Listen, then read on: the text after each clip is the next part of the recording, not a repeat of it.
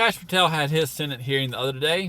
Let's talk about it. So prior to Kash Patel being nominated as the FBI director, he did a few podcasts, interviews, things like that, and he had some things to say that came back to bite him in the ass during this hearing. One of the things were that the FBI center in Washington, the 7,000 people that worked at, should all be sent out across the country to actually do cop things, and that building should be shut down and converted to a museum for the deep state.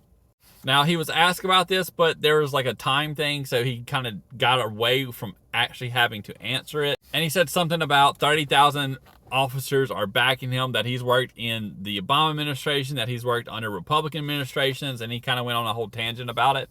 But you can go look up the video. He said specifically that it should be shut down and made a museum to the deep state, and honestly, I agree.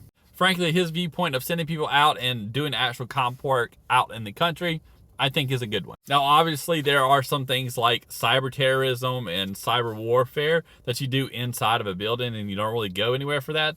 And yes, you could do that, but do you need 7,000 people for that?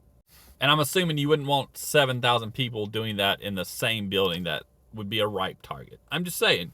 And he's also been accused of having an enemies list because of a book that he published, a couple years ago.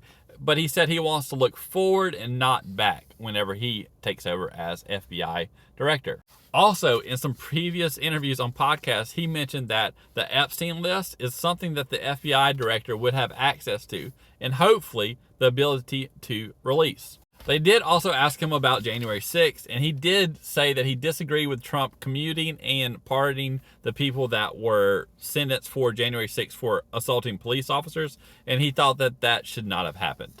But for a guy that has worked both in Republican and Democrat administrations under the FBI and law enforcement in general, I think Kash Patel gets confirmed.